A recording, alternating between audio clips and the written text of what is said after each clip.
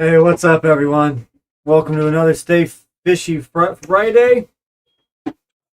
Hello, everybody. Sorry for being late, but by the way, didn't realize the time got away from us.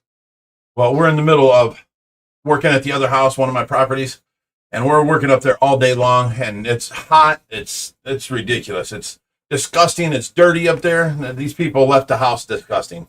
So we're cleaning it out. We're gutting it out and doing all that. And as soon as I get home, I have to hurry up and do this and then do that. And I'm trying to get the backgrounds ready for you. I still didn't get the background on there. I got it to my phone, but I didn't get it to the computer that I wanted to show you. So, hi, we're here. We made it. Let me close this down and see if we're even going. We are. Okay. All right, we've got how many people on now? Talk to them. I'm getting mine set up on my phone. Oh, hi, guys. I see everybody now. Live chat. Yeah, someone said get decent tenants. I couldn't agree more. Okay, here's the thing, guys, and that's just you just made life hard for me because both of my boys are telling me, put $10,000 into it, put $15,000 into it, and get $1,200 rent out. That's your brother. And I can't do that. I mean, it's downtown Cleveland. I was renting for $650 for the last, I don't know, 8 years. I'm renting it for $750 because I upped it on the last tenant, and they moved out on us. So they want me to rent it for $1,200 like all the other houses are going for around there. I'm going to keep it low and just hurry up and get it rented out. Or if I don't have this house cleaned by the first, I lose another $750 because I didn't get the $750 for this month. So I kept calling her on her rent, and she never answered me. And then on like the 10th, I think it was, or the 9th, they said, oh, the keys are on the counter. We moved out. So I didn't have to go to eviction court or nothing like that. And I didn't lose a month of rent. I lost just this 1 month. So we've got from now until the 1st to get in there, ransack the whole place, and get it ready to go. We've cleaned out the inside. The first floor is ready for paint. And the outside's done. Oh, my God, the grass and the trees that were growing there were like 3 foot tall. We got all that done in the last 2 days, and the backyard and the garage. And then we had somebody break into the house last night because they found out the house was empty, I guess. And, they took all kinds of stupid little things. They took all the light bulbs out of the house. There's no copper in there, and I learned, so it's all PVC, so they couldn't take no copper. But they did take the air conditioner, all kinds of different little stuff. They took the garden hose off the side of the house and the garden hose hanger. They had to sit there and unscrew it, and that's on the front corner of the house where all the neighbors can see. They were just brazenly taking what they wanted. I bet you it was your old tenants. Who knows? It could have been, We paid for this light bulb. We're taking it. Right. I bought these light bulbs. They're mine. And chimed in $10. So happy Friday. Hashtag all far rocks. Hashtag Team Tracy. Oh, thank you. Thank you very much for that. No, thank you from you.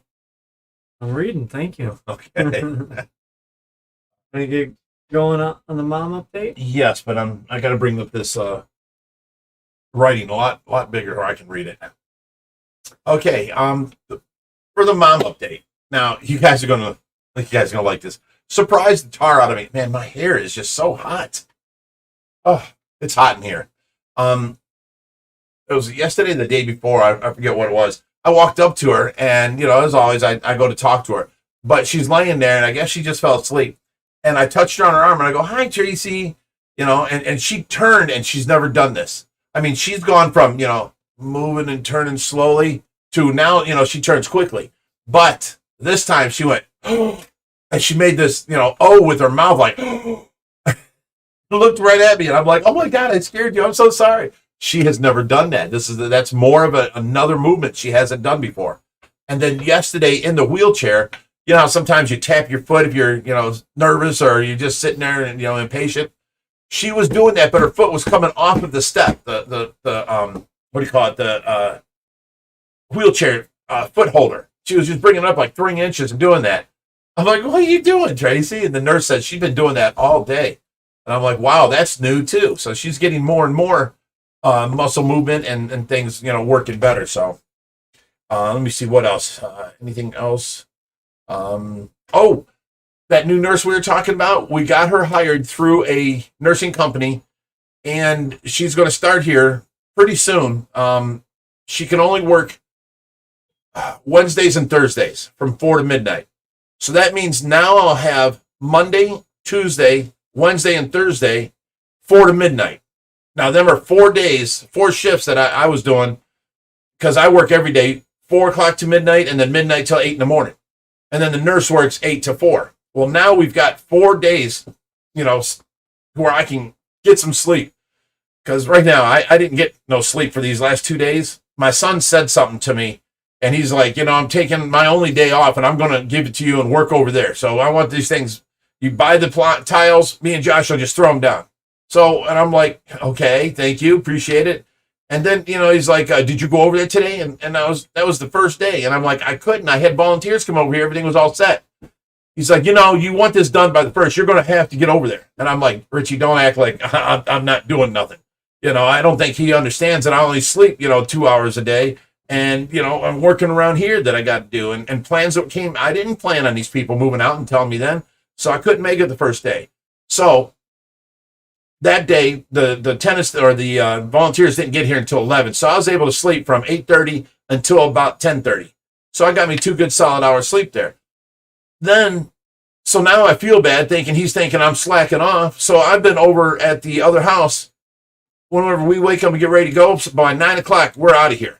So I picked up Hoover over there, and he worked on house with us over there yesterday and today. And today Reaper came with us, and we worked over there today.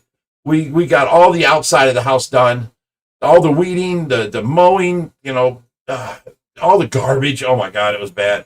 We cut down trees. There were so many, just from lack of maintenance, so many trees, maple trees, that leaves have fallen off and they grow a tree. The whole fence, you couldn't even see the fence in the backyard. We had to cut down hundreds of these little trees the size of my thumb, growing up about 4 or 5 foot. We cut all that stuff down. We cleaned out the garage. We worked on the back deck, and then we cleaned out the whole first floor of the inside, swept it, everything else.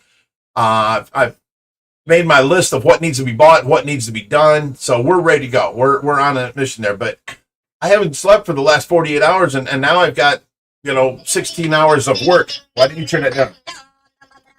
I was supposed to. I handed it to you. There you go. Turn that off. Handed it to me with a phone call on it. So anyways, that's enough about the house. Tracy, I come home every day and I tell her how much, you need to be over there. You need to be helping. She'd be like doing the glass or something while I'm cleaning the floors or cleaning the ceilings or putting in the tiles or putting in the ceiling tiles or working on the bathroom. She'd be doing all this, and I'm over there doing it now. I'm like, man, Tracy used to be her work. She'd work her weight in gold. She's worth it for sure. So, all right. I don't have much to tell you about Tracy because I'm just running wild and there ain't really much more. She's doing really good on her saturation. She's not needed, to turn the air up. It's staying at about 2.5 on the liters. For a while there, when she came home from the hospital, we had to turn it up up to 5, like 3 weeks out of the month. So now she's over that, and her breathing's back opened up, and she's doing good, and we don't have to turn it up no more. So that's a good thing. Anything else I can tell you about her? I don't know. We're falling into a nice little schedule with her, and she's doing good. I try and keep her awake more because she, wants to sleep all the time, but I try and keep her awake so that nighttime she's zonked out.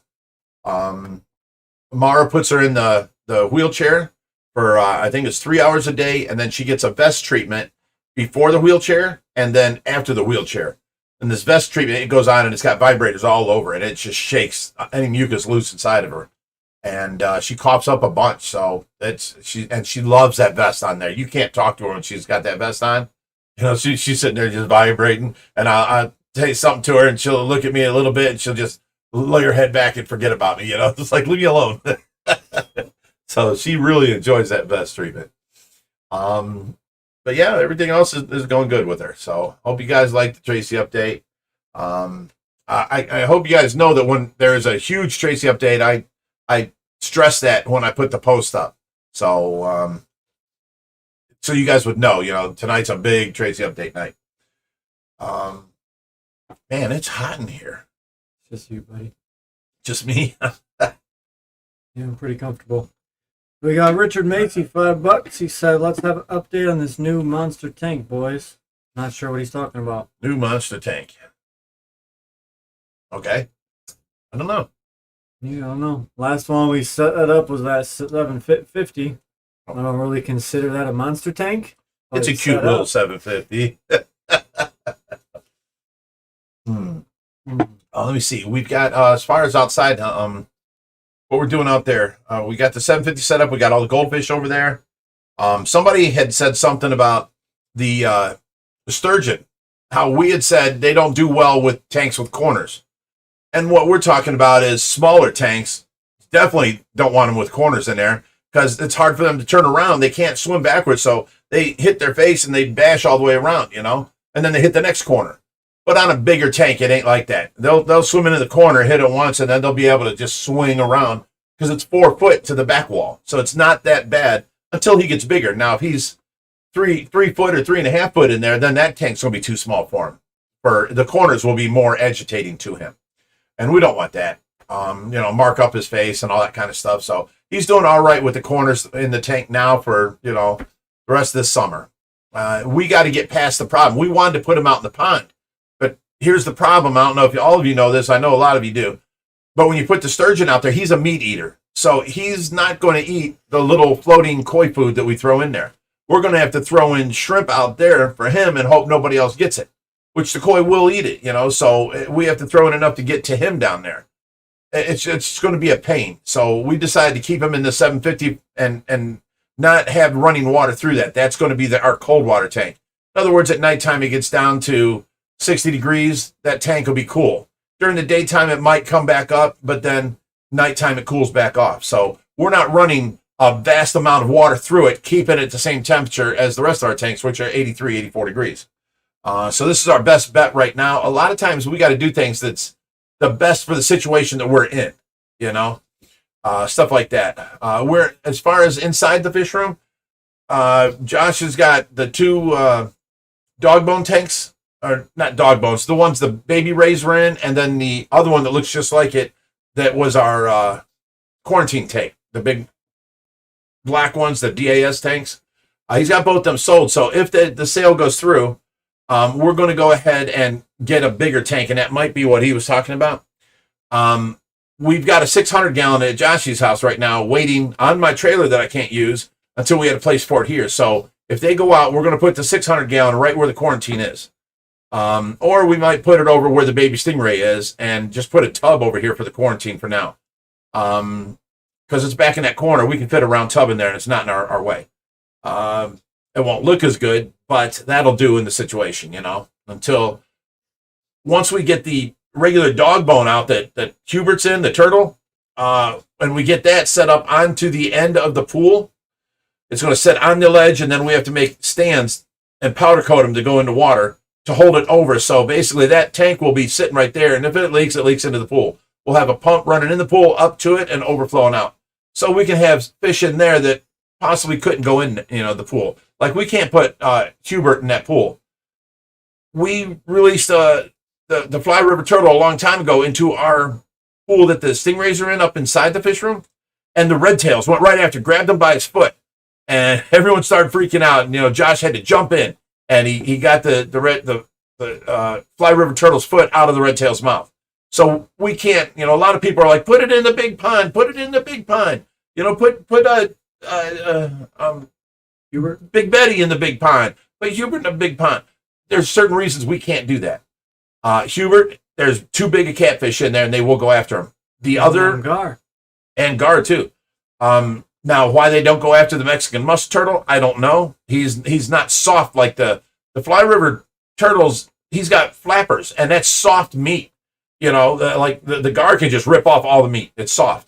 On that giant Mexican musk turtle that's in the pool, he's like rock hard. I mean, he's hard, and he's mean, so he handles himself. So we can't put Hubert in there. We can't put Betty in there because we have all them lights, we have all them power heads underwater, and all these cords. the pacu will eat through them. So they cause their own problems.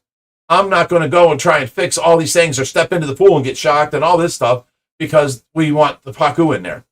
So no pacu in the pool ever. Can't do it. Sorry. Okay. Anything? We've got Evelyn Seymour, $10, and she said, "Here Hi, is Evelyn. this to help you." Aw, thank you. That came in That's when we were amazing. talking about the house.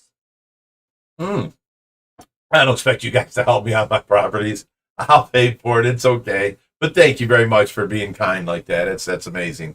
I'll use it for the rescue because, it comes out of my pocket anyway, anything that ain't covered by the YouTube money. So, you send $10 in, I'll put that towards the food. And that's money I don't have to spend out of my pocket, which is, greatly appreciated. I see some people asking about the baby room. It's coming along. The mural, I'd say, is 99% fit for finish. She has to fit finish one dirtle, and it's basically done. So I'd say another day or so. That'll be done. Airtime says Josh made the perfect looking Robin.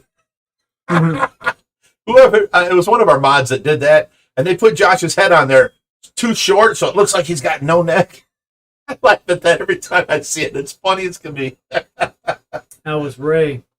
Right? Oh yeah, Ray Saga from Predatory Fins' old video guy. He's not the main guy for Magfloat. Oh, is he? Mm-hmm. Oh, nice. Where are we at? Someone's asking how good your HVAC is. You may be breathing in mold. There's no mold in this house. We preach it, 101 times. If you do it right, you're not going to have no wetness in that room. Yes, we have a lot of open top tanks. We've got a lot of water in that room. But if you do it right, it's called science.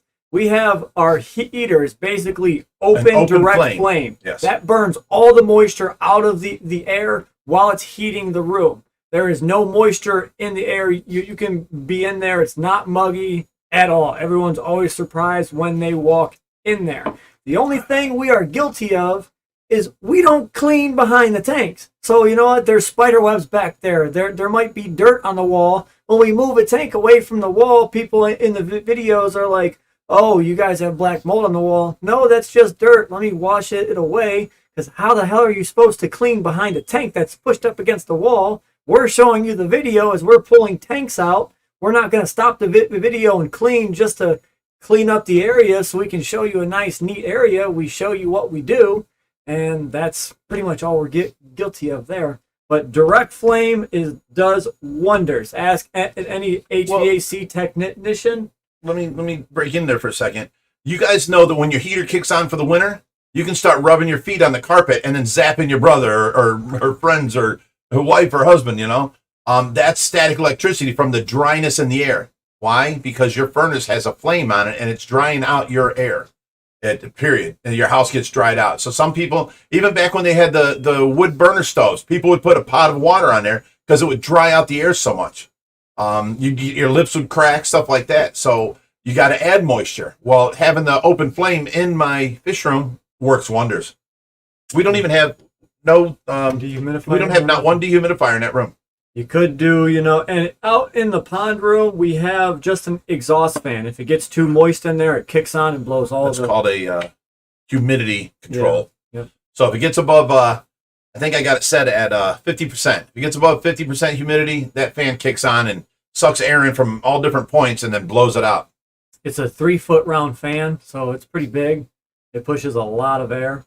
Yeah. So someone said you should use sinking sturgeon pellets if you put the sturgeon outside. That would be smart, but here's one thing you're not thinking of. Koi will eat it. Yes, when the koi go dormant, they will continue to eat, and if their body's not processing that food, it rots and it kills your fish. Yes. So you cannot feed food to your koi ponds in the wintertime. So that stops us from feeding the sturgeon. And we would have to feed them all summer, more than enough where we'd have to feed the koi first and then throw in the sturgeon food to get to the bottom while they're being gluttons and eating more of it. So it's just over expensive to feed out there. We're going to figure a way out around this. Don't worry. We'll figure it out. Matthew says, fishy question. When can I remove my HOB filter? Let's hang on back. I've heard people that don't know. I added the sponges almost a week ago. So to give a fully seated sponge enough bacteria, I was going to say at least 3 weeks. So yeah, okay. A month is good. We're real close. So, if you're using a sponge for just mechanical filtration, you don't need to wait anything, but you're wanting to use it as a bacterial filter too. So you have to build wait. the bacteria in there. Yeah. Correct.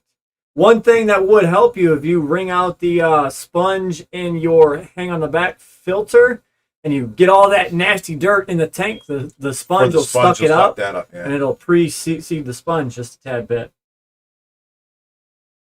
And it would be shorter if you have like gravel that's been in there for, a year or so. It's got bacteria all over it too. So, How's the tank over the 3,000 coming along? Well, it's up there. We made it up there. And that's where it's at. We've got way too much other things to do to you guys see it as, hey, that tank's been sitting empty. Why don't you get to it? Well, I'm taking care of Tracy. Josh has got a full-time job. I'm after the 16 hours a day here with Tracy, I try and get out there a little bit, 3 hours or so a day and get stuff done. Well, it takes half hour to feed everything, and then boom, and I have to feed it twice a day now. So feed everything. It's just that we don't have the time left. And then, we're cleaning up and fixing problems all the time. Like today, I meant to tell you, the 700 Frontosa tank, remember the carpet was wet yesterday? Today, before I left to go out to work at the other house, the tank that's under the 135, completely full of water, and it's dripping over from it. Something's leaking in the back, going down, and then I figured it out. The overflow is plugged. So I unplugged that because as soon as I touched the water came off the tank and got me in my head. I'm like, oh man, I'm all clean. I got fishy water in my hair. I don't see how that's possible because I was up on top of that tank yesterday. It has a black cover, and there was just gunk all in that. I pulled the whole black cover off. It's at the bottom of the tank right now. I had to leave. So I understand that, but I was underneath that stand looking for where the wetness was come. Both of those tanks were dry, so this is something that had to happen overnight, and that might not be our drip. Because I was up on top of that 700, I crawled up there and I looked, and I didn't see no wetness on top of the tank. Well, you wouldn't. Baffled. There's a cover on it, and then if it was touching like in the back corner just a little bit, and then bleeding its way out and dripping, you wouldn't see it. I was behind that tank underneath the 500, and I was trying to look for drips. I checked each bulkhead where the overflows come out. I checked the piping where it tees together. Okay, well, there's enough of a drip that it filled up the 135-gallon tank. It's full out there right now. I didn't get a chance to drain it.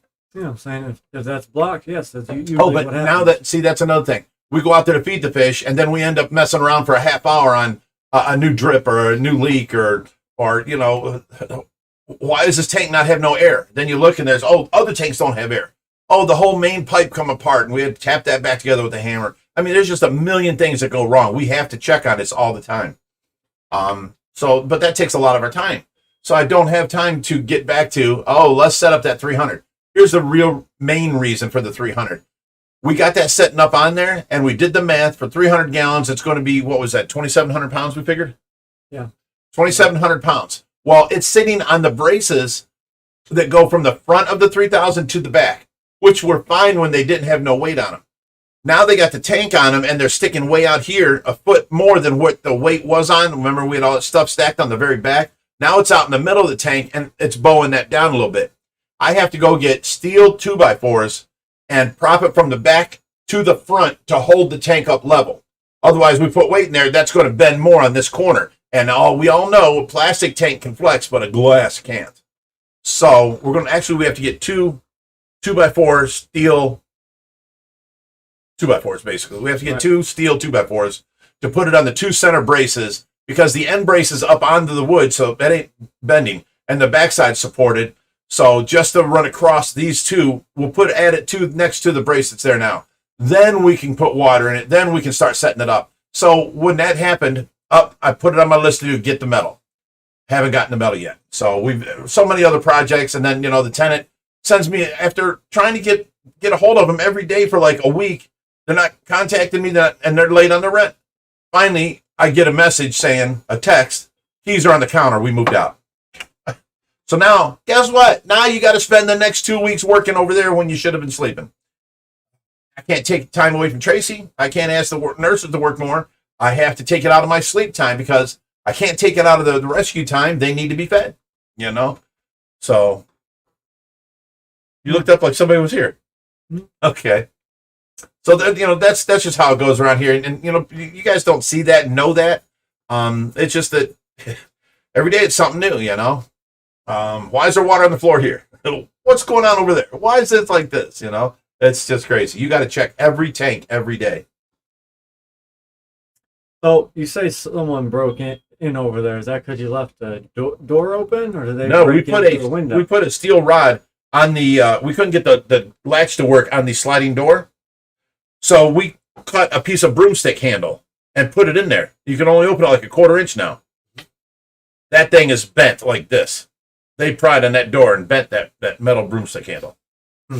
So we cut a 2x4 today and set it down in there and gave it no room. Reaper had to tap the 2x4 down to get it in there. There's no room. So, and then all the lights or all the windows were unlocked again. So they were planning on coming back, you know.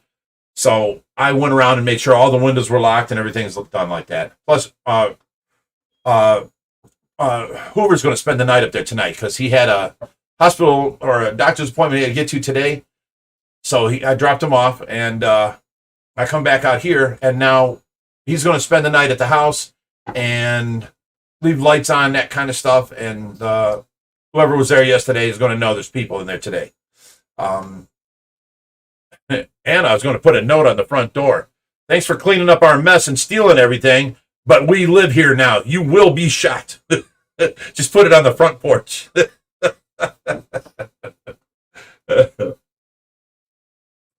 Where are we at? Did you get Ange here? Yeah, that was earlier on the stream. Someone's asking what kind of motorcycle you rode to Florida back in the day. Are they talking when I was 15 or the rest of the times when I was driving bikes? Which motorcycle did you ride to Florida back in the day? That was a Honda 125 that I had gotten out of Mike Marketant that did not run, and I had it running the very next day. The cable had snapped off the throttle, and I got a $8 throttle cable, put it on there. Actually, I got it for a bicycle and made it fit for the motorcycle. Too much play to it, and the adjustments couldn't take it up. So I ended up taking the adjustments back down and pulling the cable out and finding a piece of brake lining, and I cut it with a hacksaw at one side where I could fit it on there, and then I crimped it shut, and then I taped that all the way around. So now the end of the cable couldn't come past the brake lining or the brake, the metal brake hose for your brakes. And then now it worked. I took up all the space, and I had it up and running. And you know, he wanted his bike back. I'm like, no, we traded. I was asking what is the correct order of filtration. So there's a way that we do it, and then there's ways that other people can do it, and they work, but it might not be the best. The way we like to do it, we like running our water through mechanical first, and then once it goes out of mechanical, it goes through your biological filtration. There's people out there that'll run it through biological first because it really doesn't matter. And then you can run it through mechanical if you want. But I disagree. I'm sorry. Yeah. I mean, it works, but we don't like doing it. Right. We like putting our Here's clean my water. theory on that. I want to run through a settling chamber first. Okay. But we don't have room for the bigger the settling chamber, the clearer, better your water will be. Because any of the hard particulates will fall to the bottom. And then you just clean out the bottom once a year. Very simple, but you need the room for it. Then after it overflows from that, I want it to go through big sock filters. The more, the better. The more you have, the least amount of times you have to change them. If you only got 1 or 2, you have to change it once a week. We've got 9, and we have to change it once a month, once every other month. And when I say we, I mean my boy. And then we run it through. It overflows that and runs out and goes to our biological filtration. Now, the reason I run the biological after the mechanical is so that you don't got all these particulates sitting in there and plugging up your biological filter. You never have to go in there and spray it down, losing some of your bacteria. You never have to, I just think it's an easier, cleaner way. And after the biological, you can do chemical, but I haven't used charcoal for like 10 years. As long as your mechanical and biological filtration is set, you've got crystal clear water that don't smell fishy. And that's that, So I don't use the chemical, but it should go mechanical, biological, chemical. Chemical being charcoal or all these other gimmick things, Biox, and it takes the nitrates out of the water. Yeah, it does. It soaks it up, and then you got to buy more. I don't go for these gimmicks. Get your filtration right, over-filtrate everything, and you will not have a problem. You said he was talking about hang on the back filters. Ooh. There's only like one way to set those up. Your cartridge goes in the cartridge slot. Well, no, there's bio on there. So if you've got a cartridge, you can feel one side is a piece of plastic and the other side has the charcoal in it. Put the charcoal towards the tank. If you've got two cartridges, one is like foam, put that in first. Then your foam or whatever that has the charcoal in it. If you don't have the charcoal, you just got to go with your foam. Sometimes they're two different colors. You got to see which one's bigger. Like the black side might be a larger cell foam. And then on the other side, it's blue or white or whatever, and it's a more closed cell. So you want to go through the bigger cell first and then into the smaller foam and then out. So there's a million different answers for that question right there, but just think about it and you can figure that out. Mm.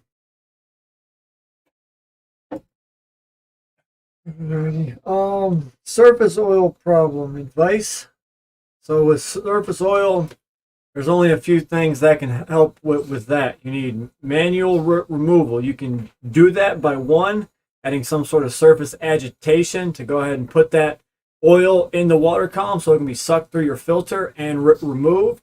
Or you can put a skimmer on there and basically skim the top of your water and remove it that way. Is it an everyday occurrence where you've constantly always got to film? You're feeding too much, stuff like that. Every once in a while, we'll have a fish that pukes, and then there's a lot of biofilm at the top.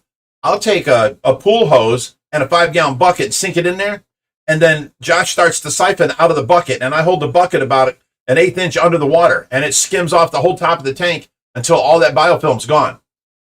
Boom, that tank's clean. I don't have to do it no more. I have to go in and wash my arms of all this biofilm stuff. But that's just an every once in a while situation. Skimmer's your best point. You want a water to hit a certain point and then fall out.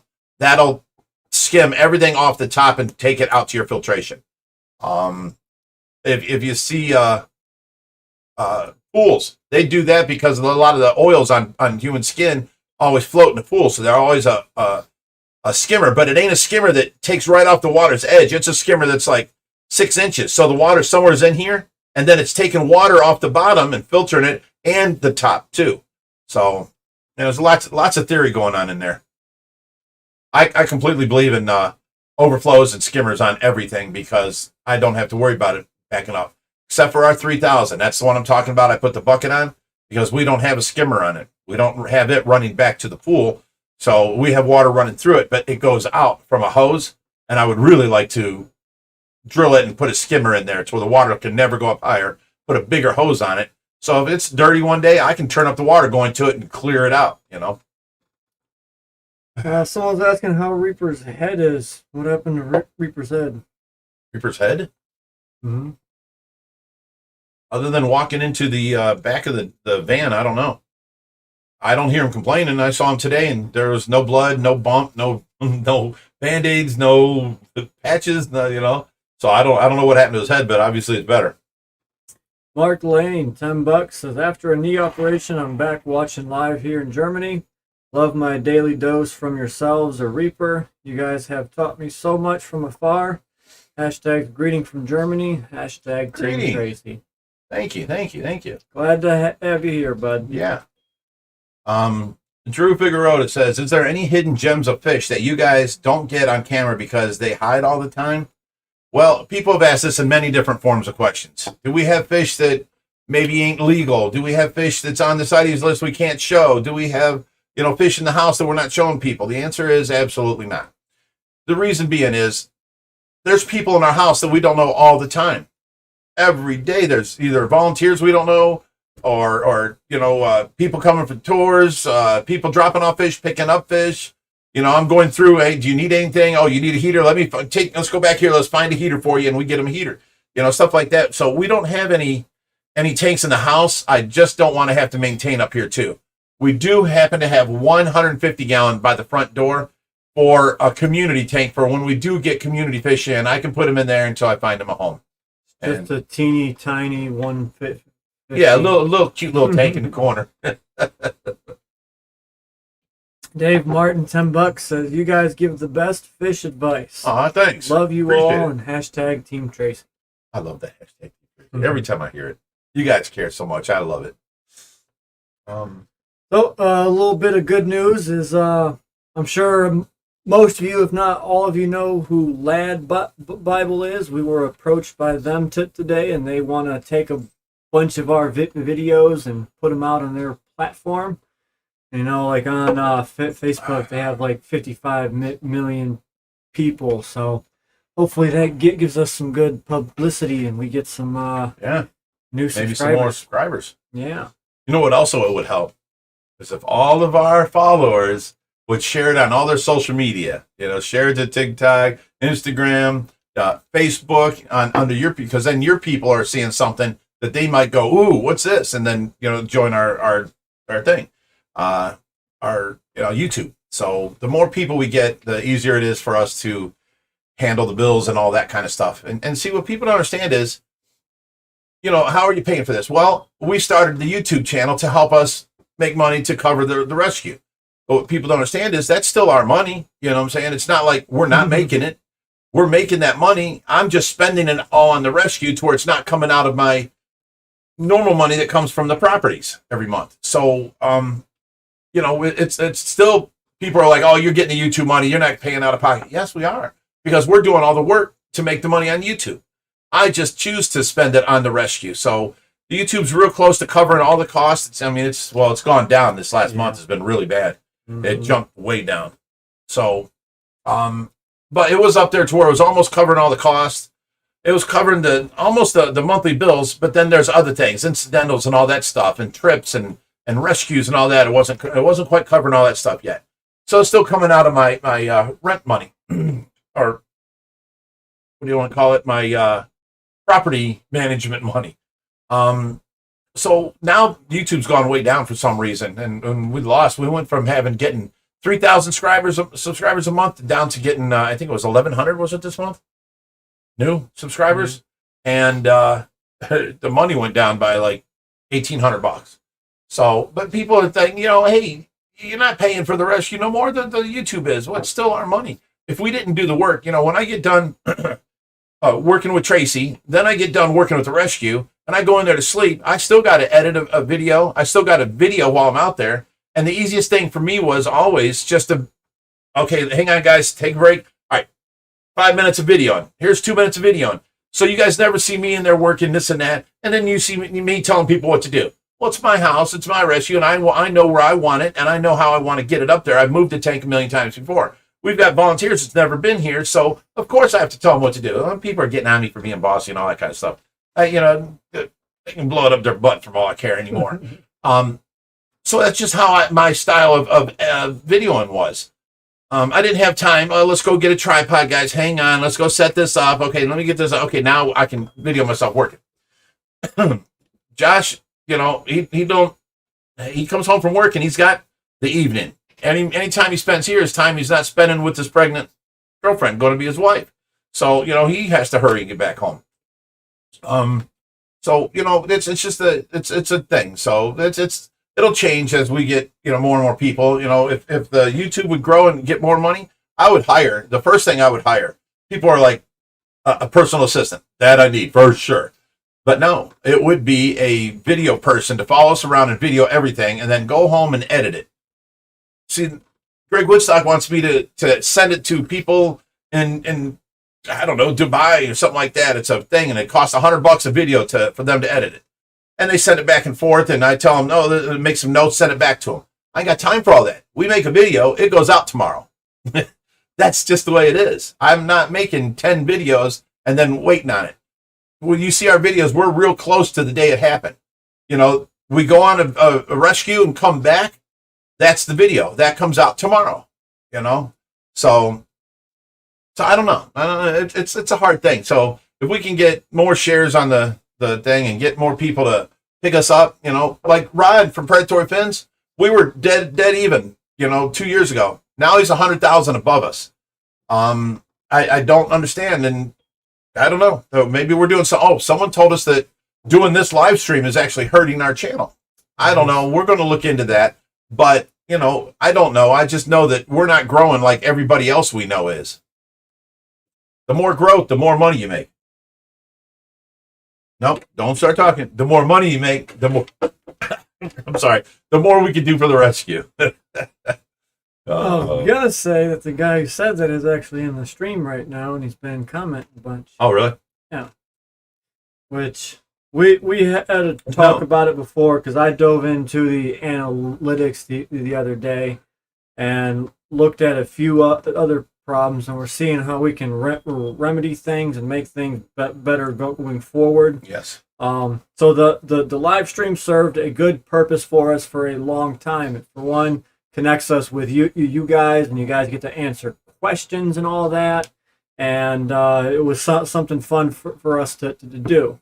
Now that we are getting bigger, yes, it is messing with the analytics, the airtime, the views, the like, stuff like that.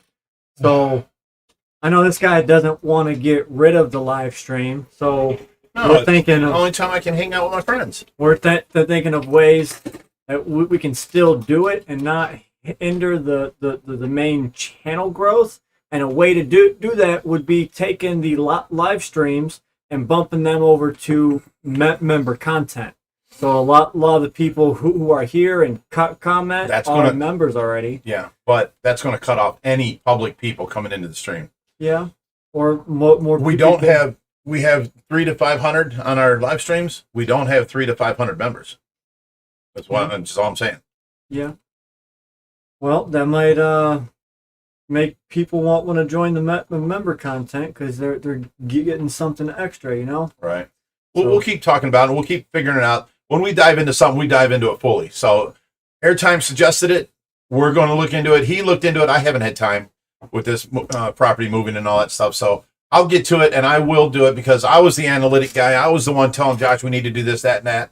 You know, Josh was just doing his videos and going on. So now this is the first time Josh has had gumption and is showing into the channel and wanting it to grow and doing things, because he's changing his video format, his editing format. He's getting into the analytics. So I'm seeing him jump up a lot and helping me on that. So, but just because he's doing it doesn't mean I got to understand it and know and believe in it, that step in that direction also. So then we'll do it, you know. So he's giving me some ideas, and I got to delve into it, and I got to look into it, and we'll check it out. But wait, there was one thing here I wanted to show. Oh, A to Z Fish Room says OFR. I think it's because Rodrigo has and it's Rod, not Rob. It's ROD, Rodrigo. Has a lot of collabs, YouTubers visiting his shop and shouting them out. Yes, this is true. I mean, but you got to remember, he had Paul Cafaro, Raw Fishing, Zach. They were all down there helping, you know. Right. Here's the thing. Every time we had one of those YouTubers here, it did not help us. It did not boost us. I got a lot of people yelling at me. You should stay away from that. They're terrible fish keepers. Don't blah, blah, blah, this and that. Blah, blah. We stopped doing collabs with the fish tubers in Florida because we don't live down there. So, but we didn't see no numbers. Maybe like 100 or so more per video. It ain't like we went from 20,000 up to 180,000 because Paul Cafaro was on. We didn't. It never jumped. We just had Brian Barczyk down here. Hell of a nice guy. It gave us maybe like 300 more views or something like that. It wasn't a big jump, you know. The more they say something about us or feature us on their channel is where we would get a jump. Like them going into Rod's shop and then showing it on their channel instead of just Rod doing a collab with them and showing it on Rod's channel. There's our situation. Nobody's coming here doing collabs and showing it on their channel, you know. So it is and it ain't. We got Jim Sheasley, $5. He says, what size pump should I get to run on a DIY 50-gallon garbage can filter? Okay, that's the size of the garbage can, but what size tank are you running? You always want 3 times. So if you got 1,000 gallon, you want 3,000 gallon per hour pump, you know? And then you're going to have to make your filter big enough to handle that 3,000 gallon per hour. That's the rule of thumb. We're under that at the rescue, but, you know, if you want your water crystal clear, that clear all the time, you throw it in, food's gone in 5 minutes. You know, it takes us hours for the food to clear up. The tanks go cloudy when we feed, and then hours later, it's less cloudy, you know? So it's, if we had more pumps running, but we'd need more filtration, you know? So I don't have the room to put another 8-foot by 4-foot, 800-gallon tub to run 9 more socks to double my filtration. But the general rule is 3 times the size of your tank of water turnover. That's what it is. AZ Fish Room, $5 says, hey, Rich and Josh, heard you needed some steel. If only you knew a guy that buys steel every day. Haha. Wonder where we can find one of those guys. Well, when we're ready for that step, we'll definitely be in touch, buddy. Because I've got, for one, we need the steel for the dog bone, and then I want to build a double stand for the 135s. I want to put them on the quarantine rack because they're 52 inches long, 26 inches wide. You can stick a 2-foot catfish in there to quarantine and not feel bad if you know it's only going to be for a few weeks. Right. So I think that would. Well, now that's normal metal, and we're good. But the metal we need for the tank that's going in the water, probably I wouldn't go below 1.25 inches square tubing. I would 1.5 inches maybe. We've got pretty much the whole frame to outline that tank. I've got 30-inch tubes, okay, of 2-inch square tubing, 1/4 inch thick, but that water is like 36 inches deep. So these tubes are going to do nothing for us. I'm talking about making the outline of the tank because each one's a curve. So we can make the whole top outline. We need the bars going down in, and then we need to find somebody that can sandblast it and powder coat it so it'll handle underwater. That's easy. There's powder coating shops around here. We're just going to have to bite the bullet and pay them. All right, so that gives us that one. Where are we at? That one. We got Mark Lane says, you guys make genuine videos, as does Reaper. Too much over editing. I've said to many here in Germany, and they love it too. Love the work you do. We are raw, so you can tell it's real. This is you're getting a video of what we're actually doing, And then I cut out if anybody cusses, if somebody's sick and they're coughing and hacking, and I cut all that out. I cut out any boredom, any kind of stuff where you don't hear no one talking for 2 minutes. I'll cut that out, But you see us moving right along, and that's exactly what we're doing, There ain't really that much editing other than transitional effects. We do some speed up things where we have music play behind it, stuff like that. But, picture in picture sometimes. But, we're by no way professional anything. We video on our phones. The one thing we do is make sure we got the newest phone. These phones right here are the S22 Ultras, where we get 4K video at 60 frames per second, which was better than my Sony ZV-1. So I went back to using the phone from the camera. So now we're using it on here, and everyone's liking the quality, and it's doing good. We video on here, we edit on here, we upload it from here. It's as simple for us. So we don't have a production company, a computer set up for editing and editing software and all that kind of stuff. We got Power Director. We paid $30 a year for. And we're limited to what it's able to do. It's by no means the best editing software out there. So this comment makes a lot of sense. Steve Mochin says, if you have 150,000 subs and only 500 people watch the live stream, and that's 149,500 people won't be notified of your next video because they don't send notifications out for live stream. Yes, I do. Not unless you sign up for the live ahead of time. I don't get no notification. I do. I get one on my computer every time. Going live today, Ohio Fish Rescue, because I've got the five different email accounts. I got Tracy's, I got Bigrich 540, I got Mean 67, and then I've got Sales at RP Toys still when we had the toy store, and then I've got the main YouTube channel. So all of them come in, and I get notifications that Ohio Fish Rescue is going live. I understand that, but what I'm talking about is if I'm on. Oh, not on the phone. No, that's what I'm talking. Comes through your email. About. Yeah, I don't even get that through my email. Unless you're signed up to be notified about the lives, then you won't get the emails for that. So that makes a lot of sense there. But they don't send a notification out like if a new video is posted, you'll get a notification. You're supposed to get a notification, right, new video, right? Which we don't get that for the live stream. So. Why? If we're putting out the work and the effort, they should notify all the people that follow us that we're doing a live stream. That's why we put up ahead of time and have a countdown that it's going on at 6 o'clock tonight. Everybody should know. Yeah.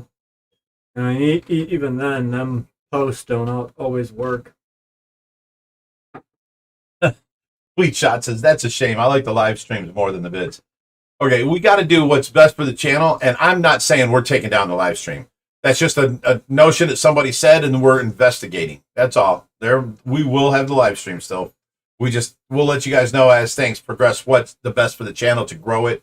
I mean, if this is hurting our growth and our ad revenue, then we got to stop doing it because it's hurting us.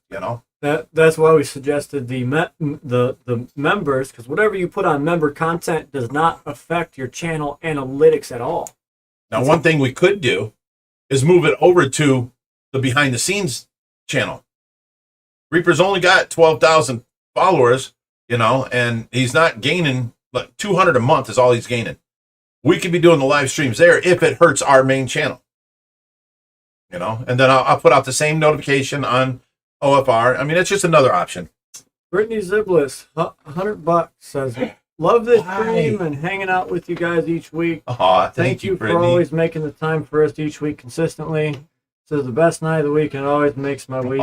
Thank you for everything you guys do for us and most of all the fish. She's such a sweetheart. Yeah. Thank you. A to Z, you're a lucky man. Thank you, Brittany. Thank you so much. You make me feel bad, though. I'm not here trying to hit you guys up for money. I'm just laying it down how real everything is. This is what we go through. This is what we're doing. This is how we got to make the money. I'm not trying to talk you guys into sending us money. Please don't think that. And we're not hurting by any means. So, I mean, we're getting by. I just can't buy that new mini excavator I've been wanting for 3 years. It's stuff like that. I can't, I can't afford whimsical things. I can't, we sold the boat thinking we were going to buy a new boat.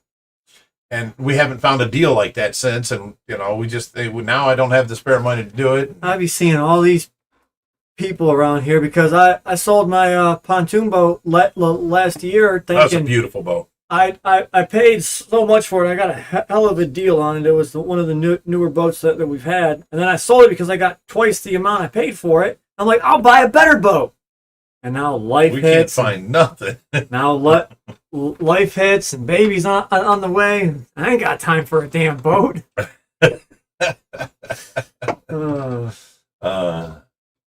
Okay, we got. Wait a minute.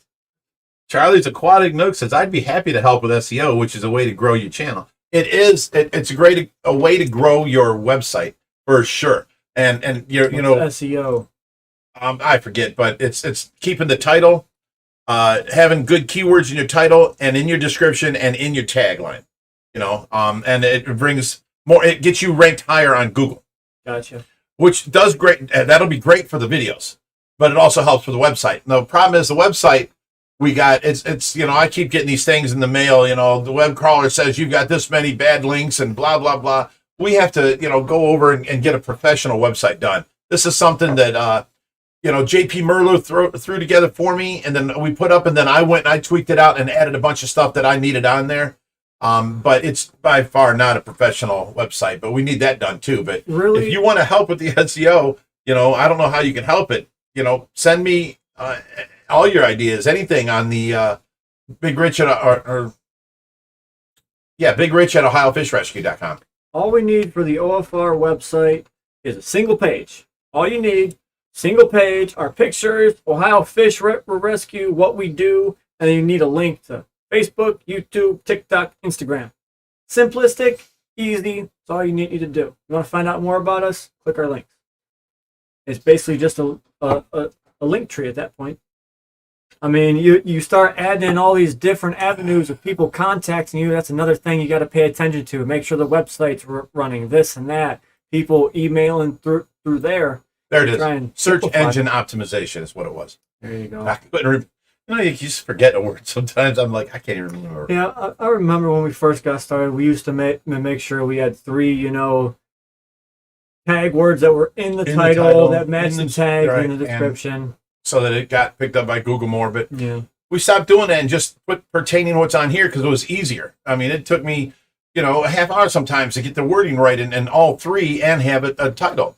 Now we just put a title up what the video's about. Come check it out, So yeah, we could. It's out of laziness or not. I wouldn't say laziness because we're by far not lazy.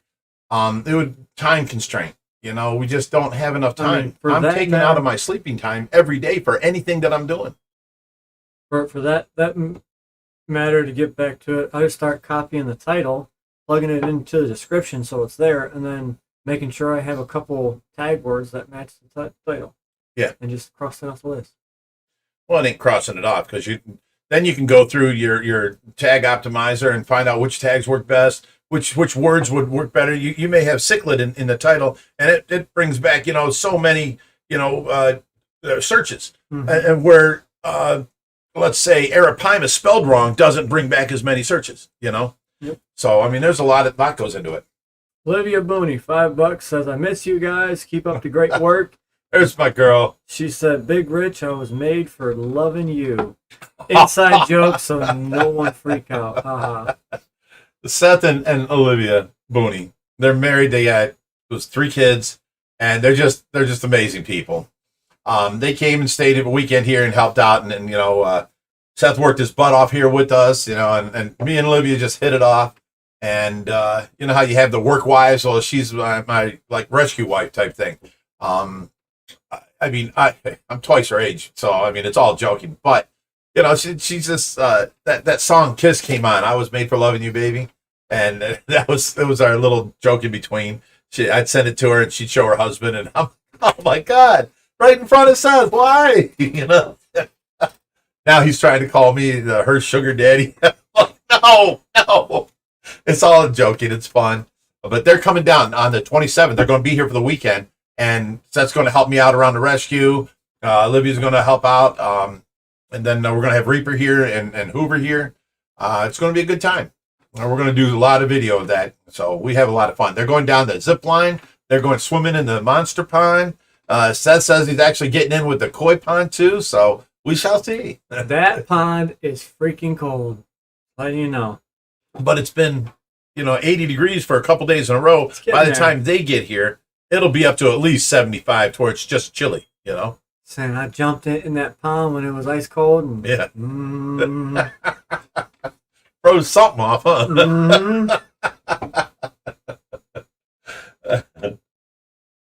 Charlie Aquatic Nook says, I can 100% help you out with that. I've studied the crap out of it. Well, thank you, Charlie.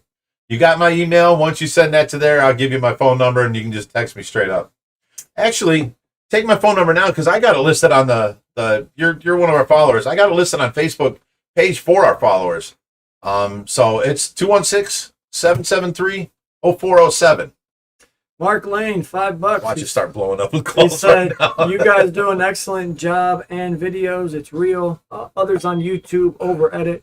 Keep it real, guys." Oh, and overact. Tracy. Oh my God, there's some overacting going on. So there's a fine line. We always keep our content true and real, but we can make the editing nicer on the real content. We don't have to fake things and overact, but we can put nice edits to real content, and it's a win-win situation there.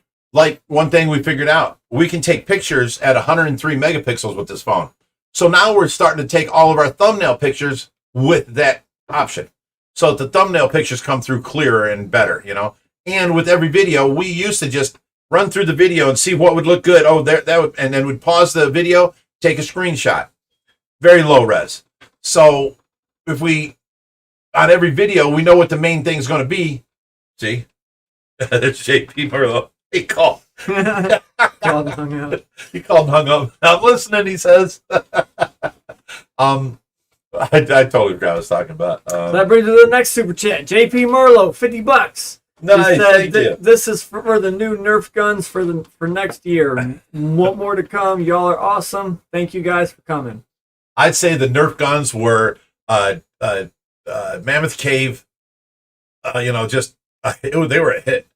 Them kids, you should have been there. Mm-hmm. We had everybody's kids in the place. We're hanging out at our booth, and we had like 4 tables next to us. We rounded out to the wall. One kid would stand there and be the target. Oh, no, I don't want to. Okay. Mm-hmm. So we made him wear glasses, and he'd run back and forth while like 5 other kids are shooting at him with the Nerf guns. Then he would help pick up all the balls and give them back to the kids and do it again. Like, okay. They'd switch off targets. Sometimes there's 2-3 targets over there, and all these kids over here. It was a hit. I mean, they loved it. It was great. All right. Let me catch up on these chats. We got Charlie's Aquatic Nook, $2. Didn't say anything. Raheem with 100 something another says OFR rocks. # Team Tracy.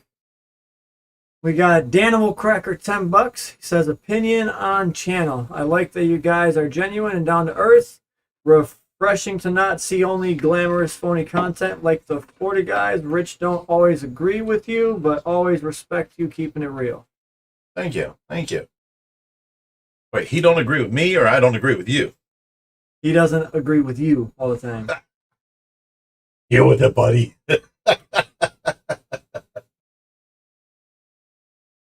Someone else said, you never started the rescue with the intention of a YouTube business, so what if the money drops sometimes? It's supposed to be fun. If you can't run the rescue without YouTube money, time to rethink. Well, because the rescue grew so big that now it's like, $3,000 a month to cover the cost of everything. The bills, the food, the water, the sewer, the heating. I mean, that's up now because food costs. Yeah, now it's even up. I haven't even, for like 8 months, I haven't figured out how much it is, but the food cost is definitely up. And, so I mean, it ain't like before we were paying like $1,800 a month and that was coming out of my pocket. We started the channel, we're getting money from there, like great. Now we're growing, and you can see we're always growing and getting bigger and doing this and doing that. Now the bills have gone up. I need that YouTube money. You guys think I may be making a lot of money or something, but I don't. They're my property rentals. I have to save up $40,000 a year just to pay for the taxes, insurances, and then income taxes from the YouTube channel to pay out. I spent close to $40,000 last year, so I can't spend no money. It goes into my account until I get up to $40,000. Now that's set aside for the government. Anything over that, now I've got money extra. But I'm trying to save this money up while spending it on the rescue, not just taking all my money I'm making from my rentals and putting it in the bank. So it's rough. It's hard. We can't just stop doing it because the YouTube's not making money now. We can't go back to half our size. But before this, we were paying for just our hobby. I mean, this has always been our hobby, always will. We just decided to do the rescue on top of it because it's something good for the community. Everyone can get involved, and it helps a lot of people out. So we'll continue to do so. Oh, we're not going to stop. They're going to have to. When I stop at the rescue, I'll be in my casket. Okay. You guys don't understand. I've met too many good people through here. I've met way too many, good-hearted people, willing to give their time and effort, for the fish and to help us out on our plight. I by no means want to feel like I need charity. I need help. I started this. I did this. It's for a thing to do for me and my son together, and it's just grown out of hand, actually. But I don't know. Oh, all right. Did you get this one? Yes. Okay. Yes, I'm caught up on super chats besides the one that just came in, but I'm catching up on some questions real quick. Okay, so I'm reading this one now. Okay. Rich don't always agree with you. That's Danimal Cracker. What have we not agreed about? That was the one I just read. Right. Well, I just ran across it, so now it refreshes me.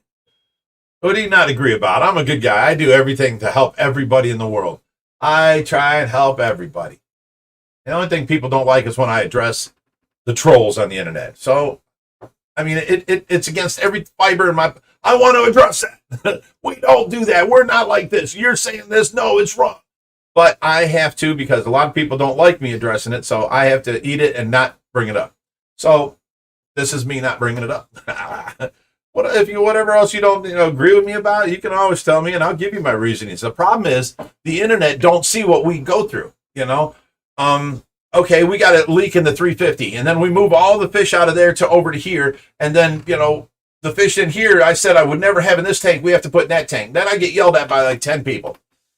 They don't know the circumstances. They don't know what we had to go through. We came up with the best decision possible. In our situation, we thought of all decisions. That's the best. And people are yelling at me for it. You guys got to understand, there is a lot of the parameters. You don't know what's going on that we have to take into consideration. You're just seeing a video. Oh, we moved them to here.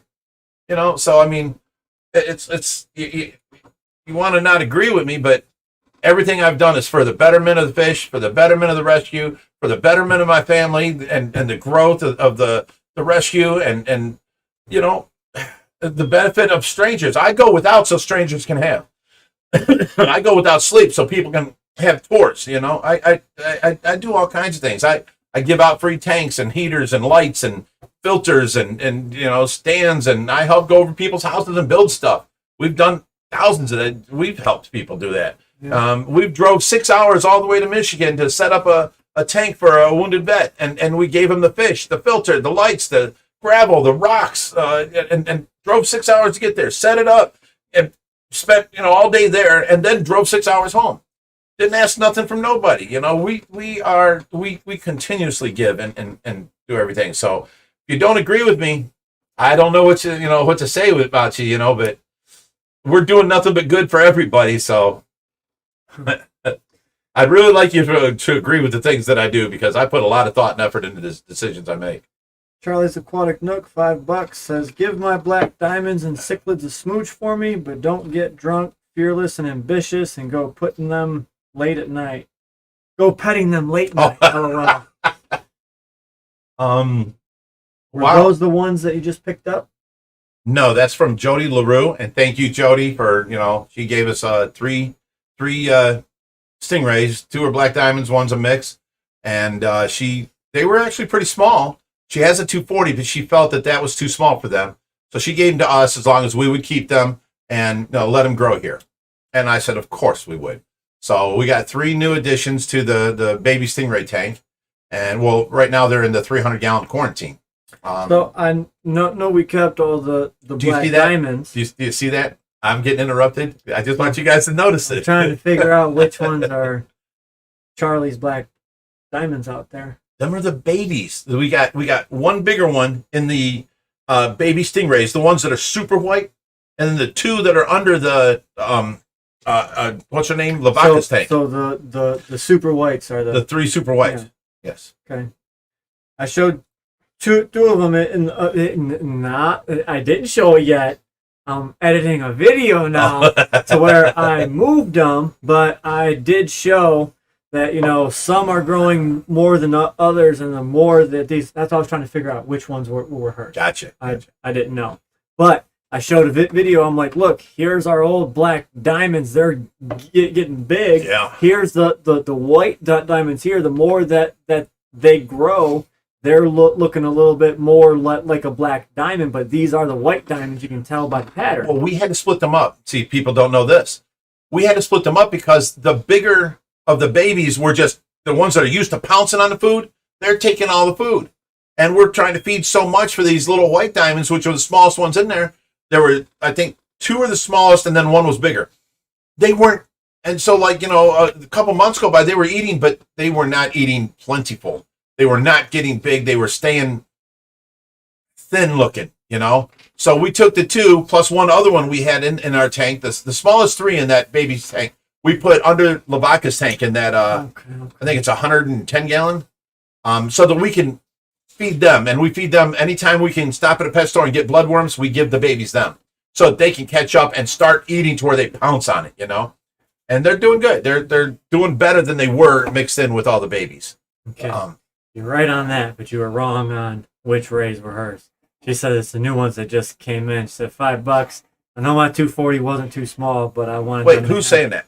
Charlie's Aquatic Nook. So it has That's to be Jody good. LaRue? Has to be. Because the ones that just came in, the 3 of them, are from Jody LaRue. Or LaRae. She said, I know my 240 wasn't too small, but I wanted them to have a larger tank and That live is their best Jody. life. Okay. Yes, those rays are mine. Okay. All right.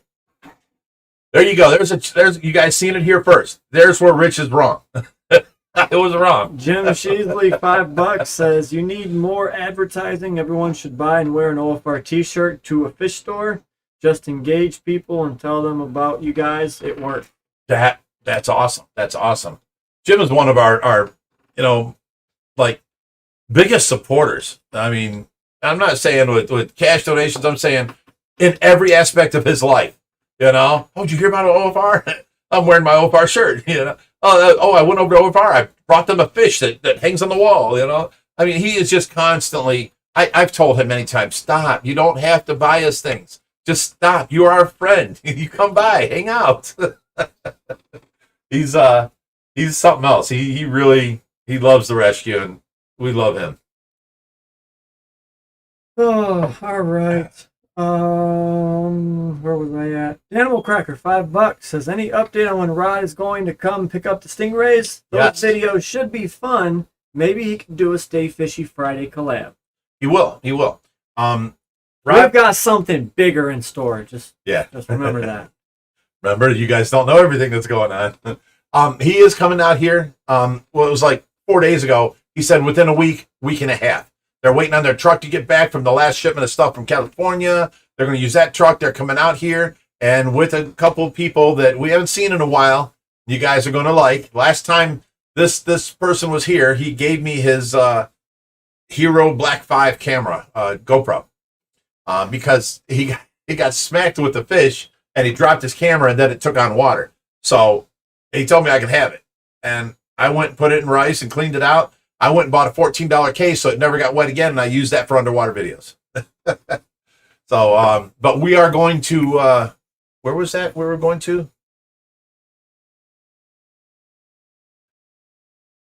That's Missouri. Is that where we're going? No, that's one of Rod's friends. We're going over there to look at the...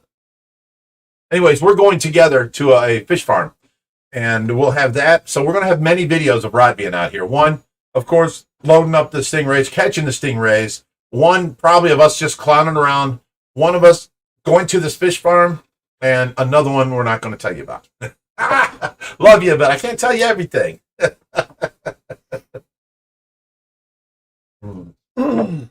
Hey, See, now here's one thing. Everybody's like, "Oh, well, you know me. I was on YouTube the other night." I don't know your YouTube names. You know, you're two different people to me. I know Jody LaRue or LaRae, however you pronounce your last name.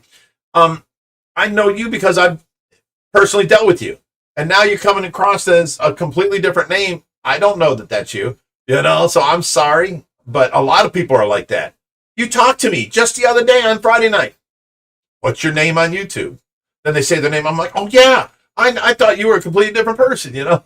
Go ahead, Jeff. Update on the Goliath tigerfish. He's doing great. He, she, whatever it is, I don't care. It's awesome. They're awesome. But we are up to feeding 2 to 3 worms a day. So it's you should have seen Josh when he went from eating 1 worm to 2. He was like, I've been trying to get him to go to 2 worms forever. Dad, look, he's eating 2 worms, and he's all excited. He's like a little kid with a new Christmas present. But now it's getting to that point to where it's going to hit a big growth spurt soon. So we might be able to upgrade him from, 125 to something a little bigger. Right. Yeah. Yeah. But excited about that one. And the Amara's still doing good. All these fish that we don't hit upon that are still here, they're just hidden away in tanks that you don't see all the time. SJ Audits $2 says, where's the mermaid video at? # Team Tracy. You want to answer that one, big guy? What's that? Where's the mermaid video at? We're still working on it. Just, real life is in the way. It's hard getting all three of us here at the same time together to do these mermaid videos. So it's just been hard. It's been really hard. But, we've got the costumes. I've got the shirt to wear under the costume. We've got everything here. We've got everything on a pile out on the hot tub. And can you run out and get that piece of paper I got on the table? I've got a list of ideas for different filming things for the video. So, we can start videoing at any time. It's just that other things hit, like this whole tenant thing. It's going to keep me busy for the next 2 weeks. The harder I work, the faster I work, then I might have it rented out for the first and get money for this month instead of losing another $750 because I already lost $750 this month. They didn't pay their rent, then they moved out, and then they left the house so terrible that I have to go in there and clean it. Well, me, Reaper, Hoover, Josh, Richie. But here are the list of ideas we got for the video. So you can see we put a lot of time and effort into this, and this is the list. This is the end list. We had like 3 lists before this, so we marked off a lot of things that shouldn't go on there. It's too corny or this. This is the ideas that came through. So we are working on it. It will be coming soon. We were supposed to start. It was 2 Saturdays ago. Reaper was supposed to be here. Josh was supposed to be here. I was supposed to be here, and we were doing the video that day, or at least a bunch of videoing for it. And Reaper didn't show up because he says, "Well, I thought because we had the rescue the next day." And I'm like, okay, well, that's a valid reason. And then we had volunteers show up that day, so we ended up working that day.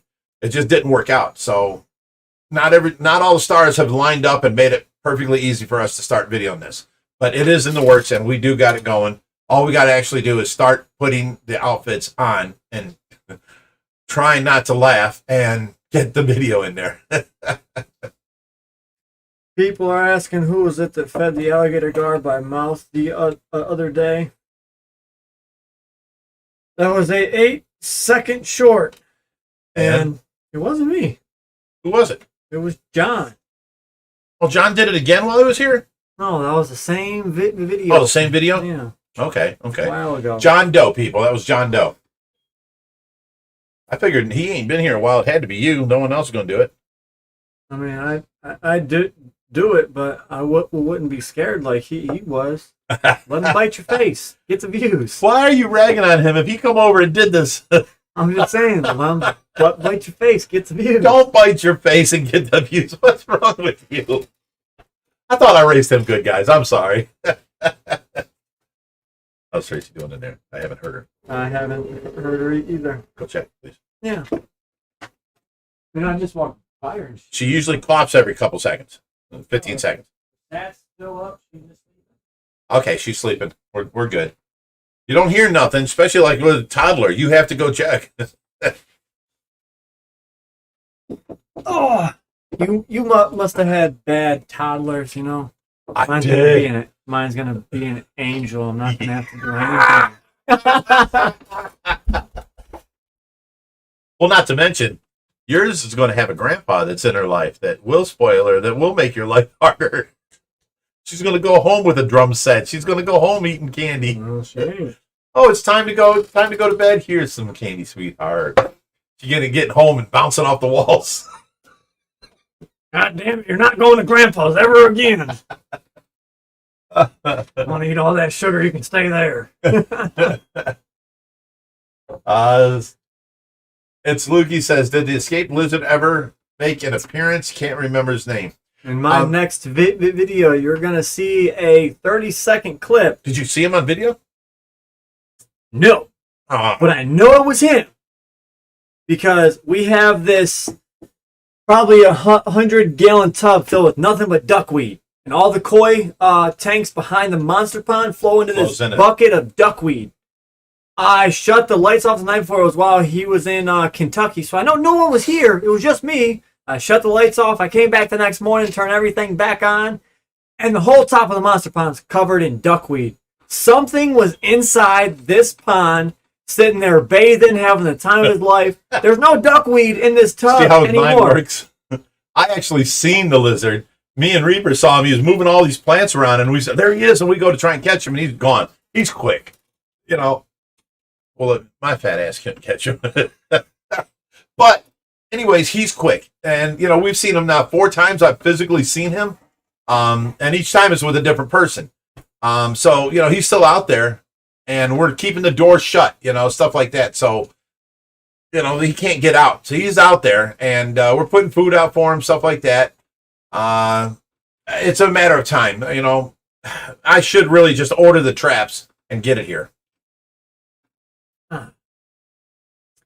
Michael A. says aquarium fish imports out of the U.S. recently resumed here in Trinidad. A barely 2-inch clown loach is $150 and neon tetras are $25 each. That's insane. Holy wow! I thought they were expensive here. Clown loaches are like $10 here at that size.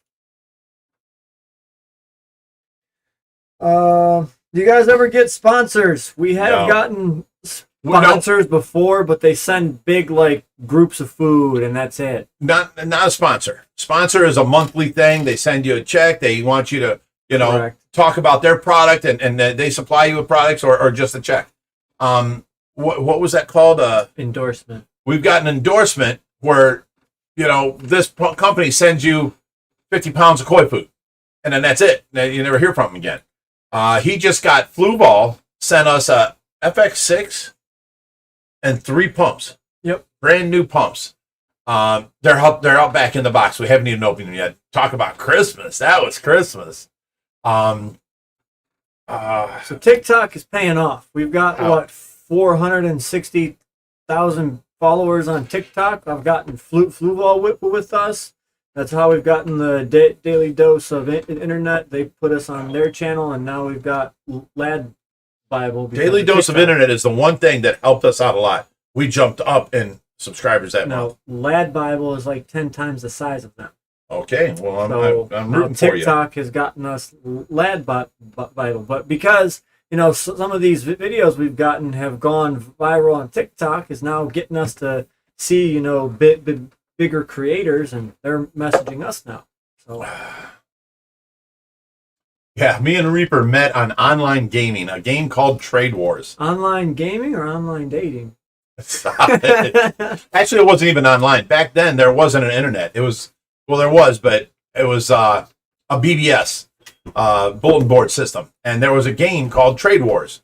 And this guy that I knew calls me up and says, dude, these guys are messing me up. They won't let me get on. They just keep messing me up. Reaper had a whole crowd of people that playing in their league or their squadron or whatever. And Reaper, A to Z Fish Room says Reaper Fragenstein. Fragenstein was my Quake name.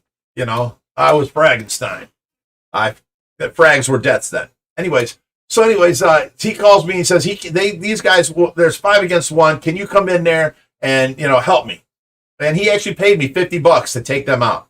So I went on there. I didn't say nothing to nobody. I kept quiet. I ran my Trade Wars Helper program. I built up. I made fighters. I did all this. I set up a volcanic planet at the beginning to where it destroyed people. And, you know, I found their sector. I found where they are. And I went in there, and what I did was I used little ships to where I'd go in there and get blown up. They had their sector set wrong. It would use half of their ore on that planet to blow up my one fighter little ship. I could go in there with a Imperial Stormtrooper and have 100,000 fighters on there. And if they shot me for over 100,000, then it would take out all my fighters. That's how that works. I went in there with 1. It shot me with over 100,000. You're off the game for 24 hours then. I'd get back on. I'd go back in there with 1 little ship. Shoot me again. I got down to where, you know, their volcanic planet is shooting for 20,000. So I went in there with my Imperial Storm ship, and I went in there, boom, it shot me. I lived. I landed on the planet and claimed it.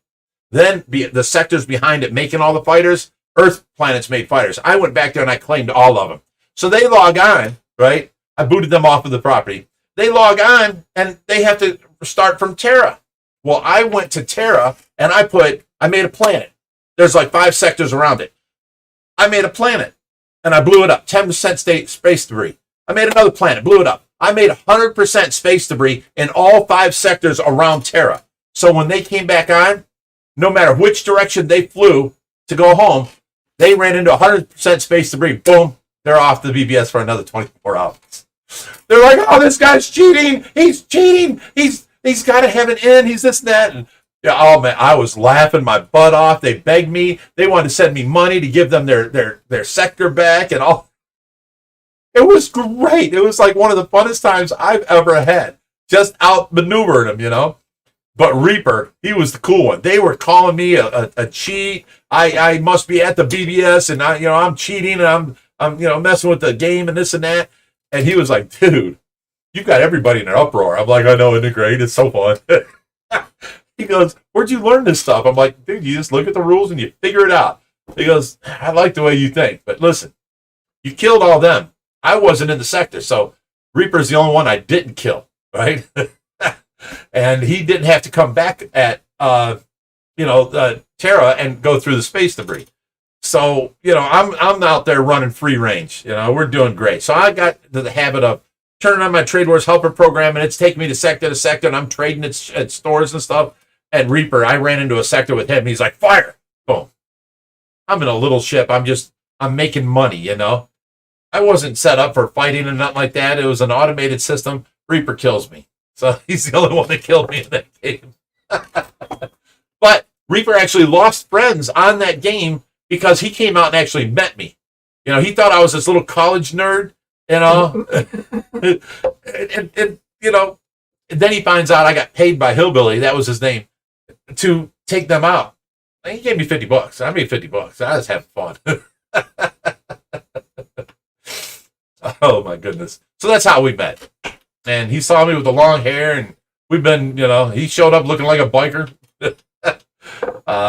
We've been friends ever since. He lost like 3 friends over that because they were all like, "You're an ass. You can't go to his house. He did this to us. He did that to us," and they quit his whatever club or sector or whatever it was, or their gang, whatever. And they quit. And he didn't talk to a lot of them for a long time over this. Plan. Thank you.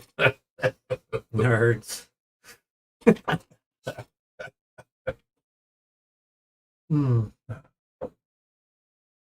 All right, so now that we got that mushy, that's how best friends met 30 years ago. We got 30 minutes left. If you guys got any more fishy questions, go ahead and ask them. Reaper asked one. How do I fill my tank up all the way, Bigrich? I fill it up and it goes lower again. Fill it up every other day, Reaper. Just fill it back up, buddy. And here, you're filling it to that little plastic trim, and it stops right there. No, you can go an inch above that trim so that it's good for a week before you see the top line again. Or if you get on a schedule and you know how much your tank evaporates, you can say, hey, I need to add a gallon every 3 days, and I won't have this problem. Right. Or you can put an auto top-off system on it through your RO water that you have there, Reaper. Oh. Okay, any more fishy questions? Get them in the chat. I know I missed some, but we are at the bottom of the chat now, so if you got them, post them in the chat. If not, then you got to hear us talk about it ourselves again. You got to hear us talk about video games from 30 years ago. Rich G, $2 says, how's the weight loss going, Rich? Okay. It was doing great. I lost 16 pounds in 14 days. I was doing awesome. And then JP Merlot and the Kentucky Mammoth Cave Aquarium Expo hit, and they're buying us dinner and buying us breakfast and lunches and then the trip. So now that I came back, I haven't started back on my diet yet. So I probably gained 4 or 5 pounds back. But I'm going to start. I stopped. Well, no, I didn't. So tomorrow morning I'll start because I've been meaning to for like 3 days. But every day I'm buying food for, today I bought lunch for Reaper and Hoover, and I got myself a sandwich. So I didn't start my diet back, but I've enjoyed the week off of my diet. So I probably gained 4 or 5 pounds back. But, I'll start tomorrow and we'll go for, a month or something. I don't have no other shows lined up, so we should be okay. And then, I want to get down. First mark is under 300. Once I'm under 300, I should never be above 300, period. Then I can set my mark for 275 and then 250. Hey guys, I have a koi pond and my koi had fry. What's the best baby food for them? With koi fry, you're gonna have to have anything. It's like a powdered food. Flake food. Basically, yeah. Flake food would work too, or just koi fry bites. Now, if you got all the babies out and you want to put them in a tank, you feed them things like brine shrimp or bloodworms. That's, they'll grow the fastest on that. But in the pond, throw in some flakes along with your koi food for the rest of the koi. They'll eat all the big pellets, and the flakes will just be all over the water, and the babies can get some. Here, this guy's asked this a couple times, and it's gone by. Answer this one. Bigrich and Josh, besides your Goliath tigerfish, goonch, and arapaima, what are each of one of your favorite fish at the rescue? Ooh, Go. At the rescue. Go. Go. Okay, Go. Mine are the arapaima, of course, which I've told you that before. But second, I would have to say, not on personality. I'm just on the rarity of the fish that I like. I know what he's going to say, so I got to pick something else. I'm going to say the Atlantic tarpon because he's getting big. He's getting beefy. What was I going to say? Wait. I'm going to write this down so you know I'm not cheating. You don't have to. The GATF and the wolffish. No. The Really? GATF and the goonch are on that thing. Okay. It's not going to be the Amara. I was in the middle of writing Planoceps. Oh, yeah, he was my favorite fish for the longest of time. Love that catfish, and I love the tigrinus too. We've got two that are getting to be of monstrous size out there. But I mean, the Amara is cool too. It's just Amaras don't really They phase don't move. me. They don't really do nothing other than look cool. They When you're looking don't at the phase me teeth. until they're over like 16 inch. Then they start getting really aggressive. Like right now, I can stick my hand in that 75 with the Amara, and he's fine. If I get about 3 inches from him, then you see his eyes move, and he'll come out and attack. But like, What was the fish at the Florida, Naples, Florida? Our buddy's aquarium fish rescue story. The fish story? Yeah, that Tracy wiped the rag inside, and the fish come up and attacked the rag out of her hand. That was the jelly catfish. No. The black devil? No. Was it? Yeah, it was a black devil cat. Yeah. That's what it was. Which we had one, and he sadly passed away. I saved that fish twice. Once He with was- a stingray stab, his air bladder was exposed, leaking out. I grabbed silicone and stuffed silicone in his hole, and he lived. I didn't expect him to. And then the second time he got in the fight with the Asian red tail and got beat to shit. And then he survived, and we thought he was dead for sure. we that had time. him for like 2 years after that, and then all of a sudden one day he ate the night before, came out the next day, and he was just upside down and dead. It was sad, but I gotta get another one. Yeah. They are awesome. Do you have any datnoids? Yes, we do. They're in a couple tanks. Just the endodacnoids though. Andy McCluskey says, "You're Sturgeon. I looked it up on grown-up pics. Wow. Let's see, Yeah. people don't know. They get up to 12 foot. He's a big boy. He's a monster for sure." Yeah. Oh.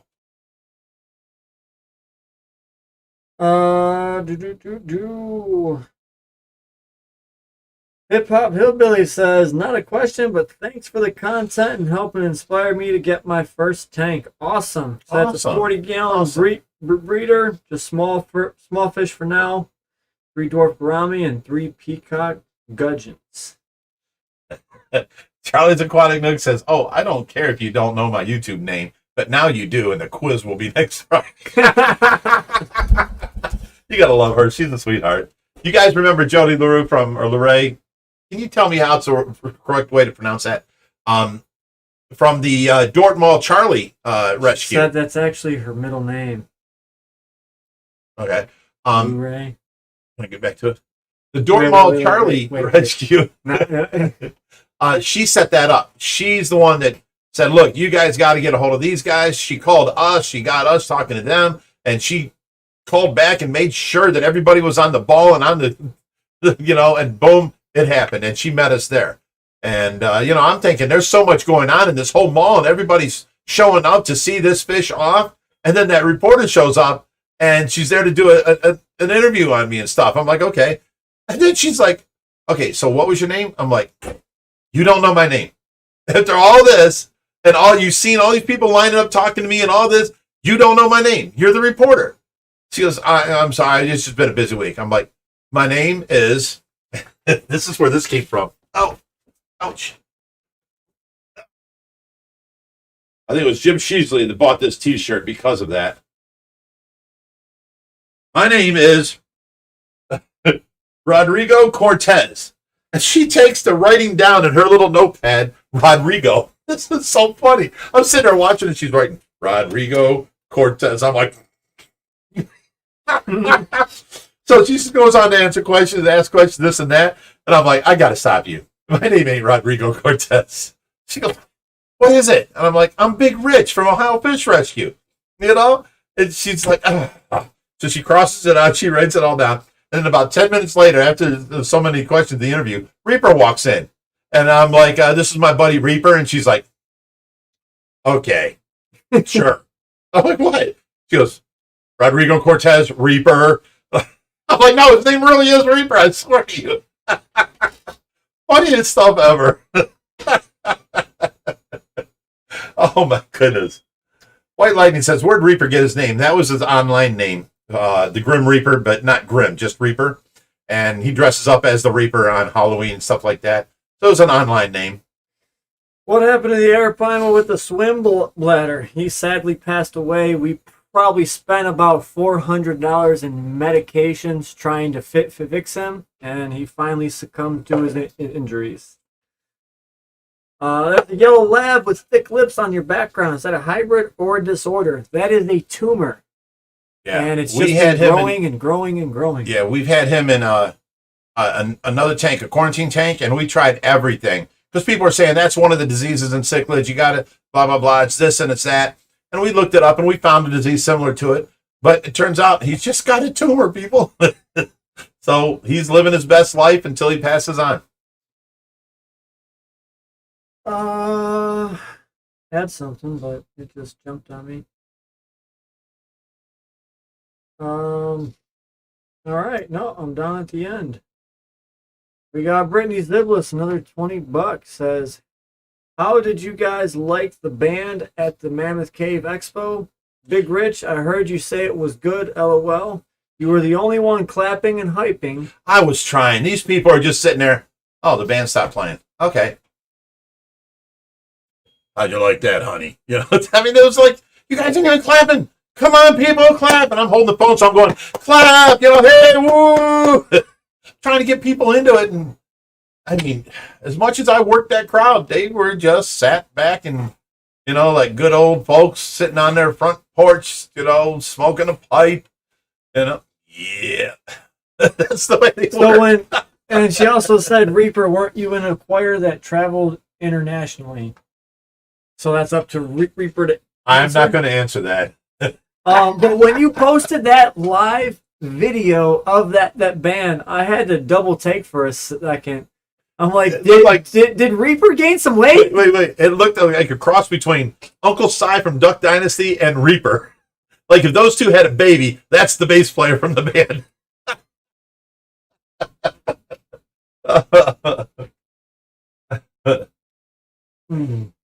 Fish Rant's house says, would you guys like to have bullhead fish and a channel catfish? We never say no to any fish. We take on the responsibility of finding them a good home. We actually have a bullhead here now in the 750. And we have plenty of channel caps. We had, you know, albino channels and that kind of stuff. That's a flathead. Oh, is it? No. Okay, yeah. But in our pool, we've got, I think it's 2 3-foot channel catfish. Yeah, channel cats. Albinos sitting out there. So, I mean, we'll take them. We never say no to any fish, you know. Allison Berry says, spending $400 to save a fish's life is something I can respect. Well, we didn't set out to do that, but, you know, you got him and he looks better. And then you run out of medicine. So you have to order the medicine. And it comes in and he's looking better. But we ran out of medicine again. So order it again. You gotta try. You got to try it. It doesn't matter how much of it was 2,000 of medicine. If he's looking better and he's going towards the good, you got to keep trying. And it just, we went out there. He was doing great. He was actually upright, not, he had the bladder on the one side. So he was always, on his side. He was actually upright and swimming. I'm like, Josh, it looks like the worst is over us. It's good now. And come out in the morning, he was dead. Yeah. I can't explain it. He had made progress. He had gotten better. And now he's swimming upright again. What more can you ask out of a bloated fish to swim upright? He's making it. It's yes. Yay, we did it. He died. Why? No one knows, It was a sad thing. We tried so hard with him.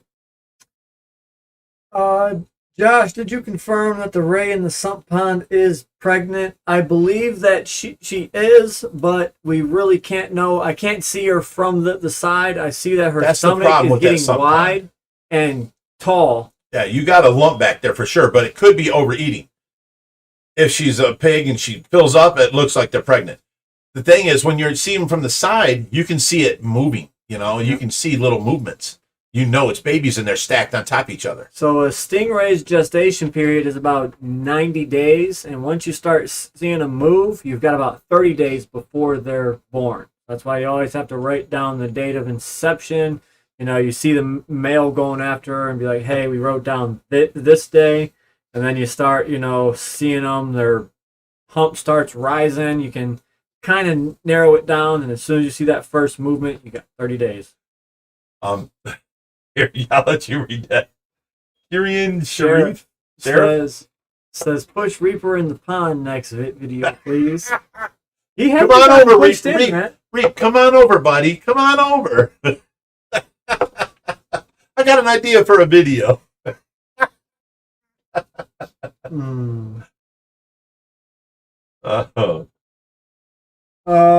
From the first day you started till today, what's the rarest fish you rescued? That would have to be the albino gars. That was definitely the rarest. And we didn't even really rescue them. Yeah, that was they more of a gift to us. Yeah. He sent someone from California to here, drove the trip, and brought us these gars. Now, it was a long trip in tubs. In cold weather. And the problem is, the smallest one, he wasn't doing good, and we got him. It was also the one that had one eye. Yeah. The water got down to 50 degrees. We did our best. And well, not in our room. Not in our fish room, but on the trip. Yeah, on the trip. And he just did not make a recovery.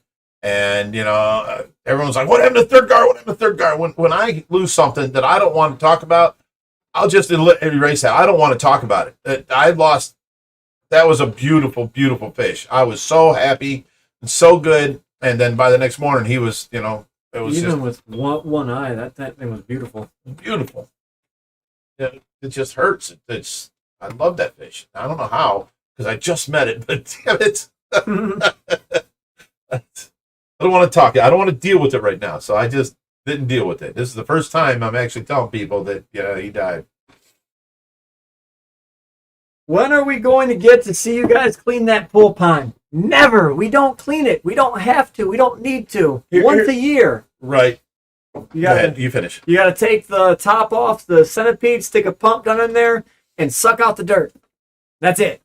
That is a self-maintaining ecosystem pond. It is designed to be that way. You have no maintenance. And the walls that you would have to clean off, we covered over a universal rock background, so it looks great. It is great. We don't have to clean it whatsoever.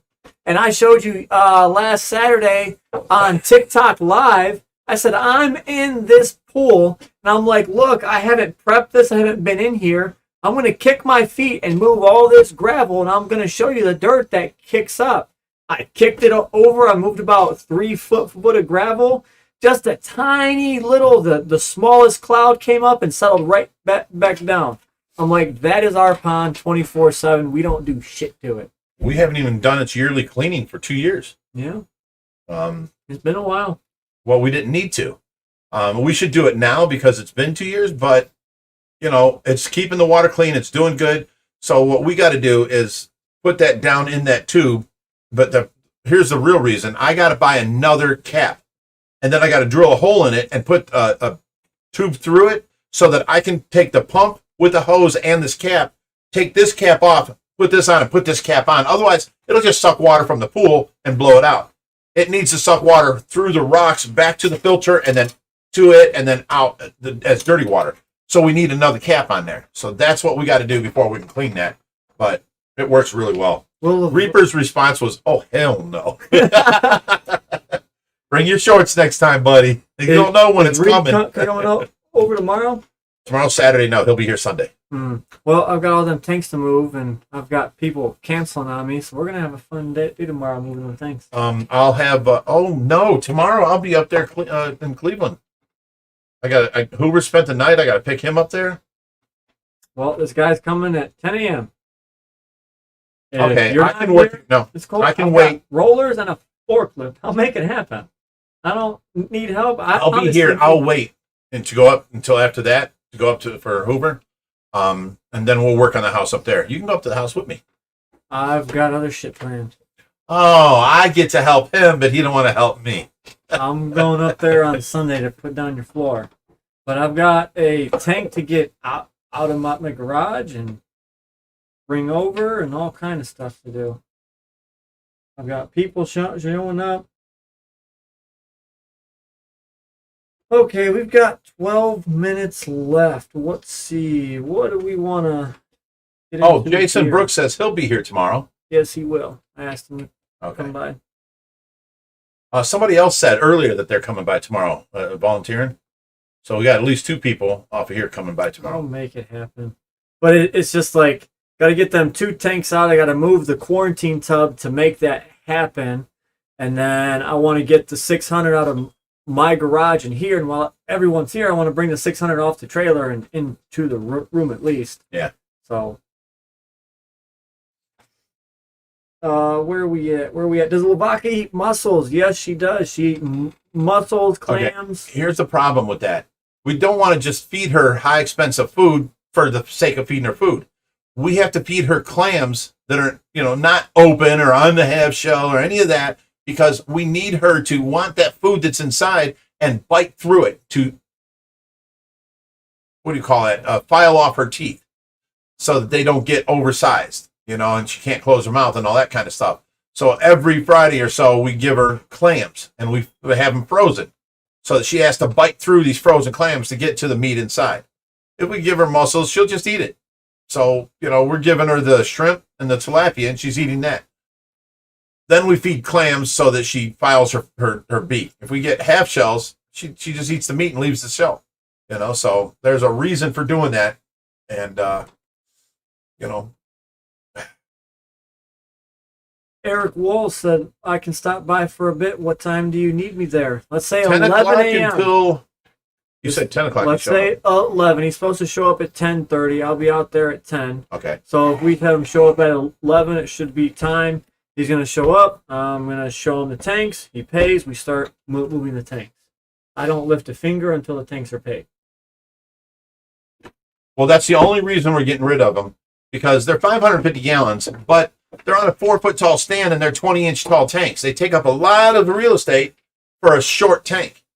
So if we do sell them, we can get, and this is what I think the one guy was talking about, a tank that goes, 5 foot tall all the way to the floor with a 4-foot window on it, and have it 20 foot long where those 2 tanks were, and that'll probably be 3,000, 4,000 gallons, as opposed to the 550 and the 650, Yeah. 1,200 gallons or so. Which I also thought about that too.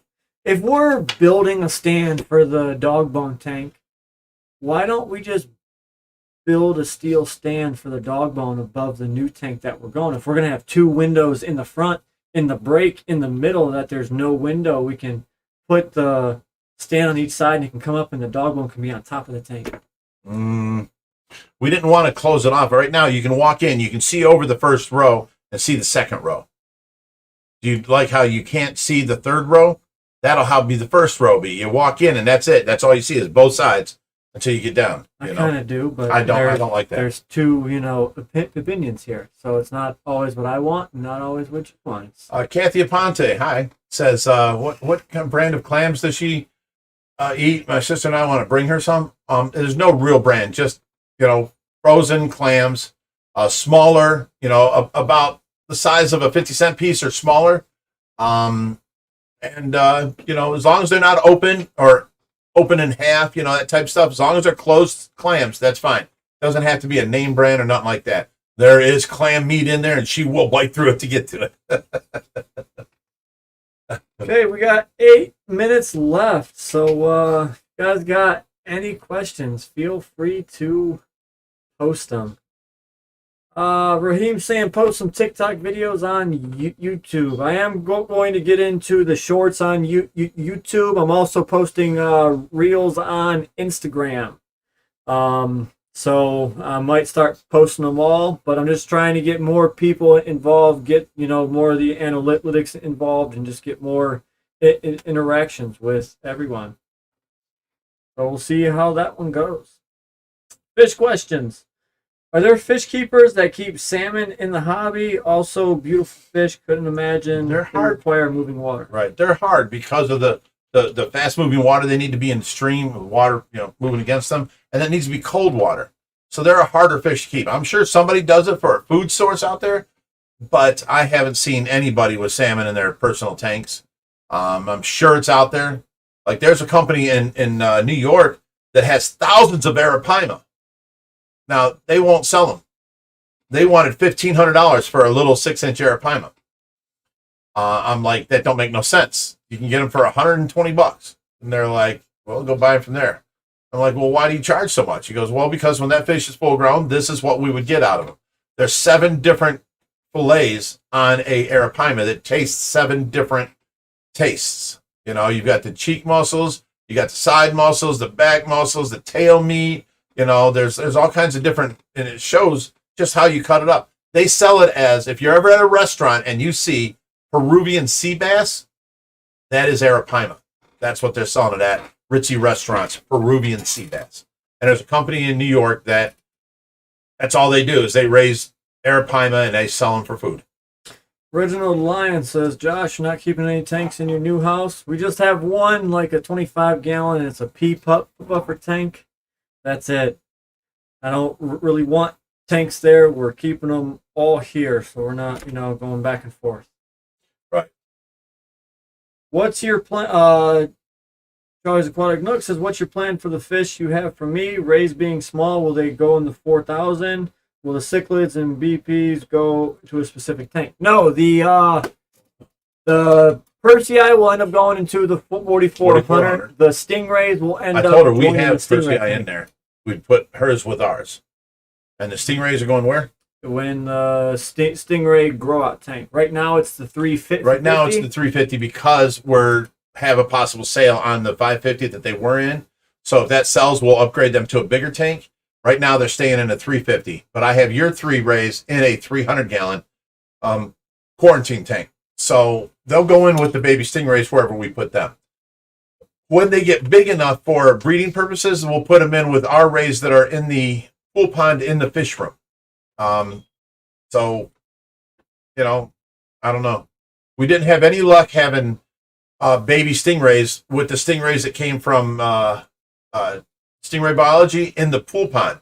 We think the catfish or the arapaima was sucking them down because there were definitely fish having babies. They were doing the mating dance. They were getting eat up. They were definitely pregnant, but we never saw one baby. So we can't put our big stingrays in the pool thinking that'll be a great place. So, how big of a tank do you recommend for a single stingray? That depends on the species of stingray, but and how long you want it in there. General rule of thumb, if you want a full-grown stingray, a 500-gallon would do good for a common stingray, but it all depends on footprint as well. You could have a 12-foot by 6-foot tank, only 1 foot tall. So, there's a lot of factors that go into that.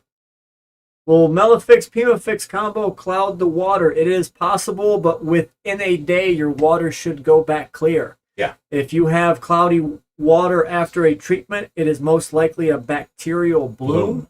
So always keep an eye on that one.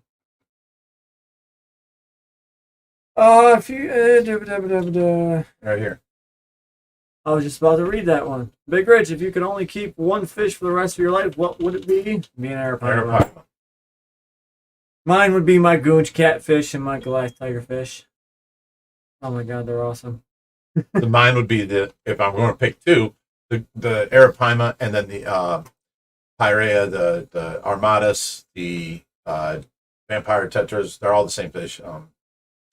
The armadas, the yellow looking saber tooth barracuda looking, what they call them.